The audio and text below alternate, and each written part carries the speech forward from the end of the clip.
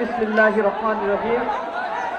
একতার বাংলাদেশের আহ্বানে সাড়া দিয়ে আজকের ছাত্র জনতার এই মহাসম্মেলন ঘটেছে।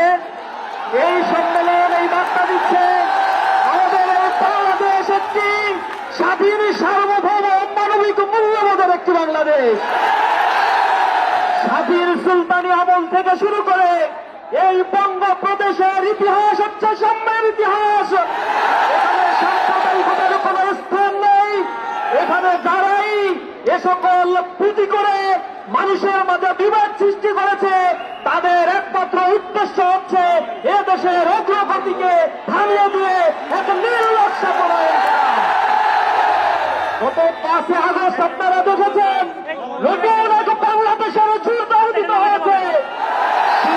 15 বছর অত্যাচার, নির্যাতন, গুম, খুন, হত্যা, ধর্ষণ, লুটালুটির মাধ্যমে এই বাংলাদেশে 5 বছরের ক্ষতি হয়েছে এই ফ্যাসিবাদ সরকার।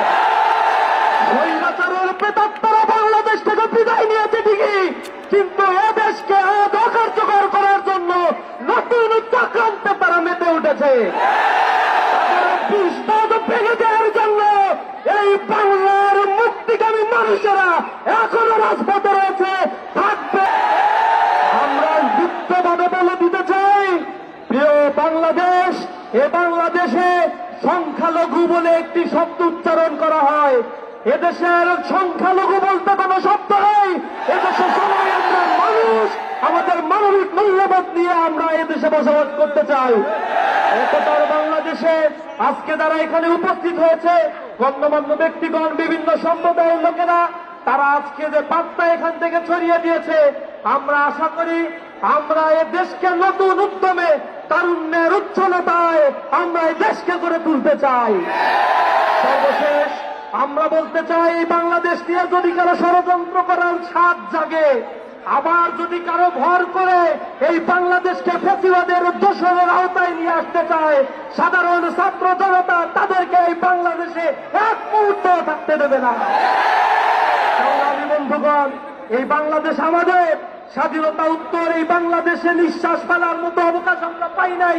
আমাদেরকে নানা ধরনের ত্যাগ দিয়ে এদেশের মানুষের বাক স্বাধীনতা, সাংবিধানিক মানবিক মৌলবোধকে দমিয়ে দেওয়ার জন্য চেষ্টা করা হয়েছে। আজ মানুষেরা জেগে উঠেছে। জাগ্রত মানুষের কণ্ঠস্বরকে রোধ করার মতো কোন চক্রান্ত করার মতো কোন শক্তি নাই। আমি সর্বোপরি বলতে চাই, আমাদের ঘরে আলোর অভাব কবু নাহি হবে আর। আকাশ আলোক বাঁধি আনি দূর করিবে অন্ধকার।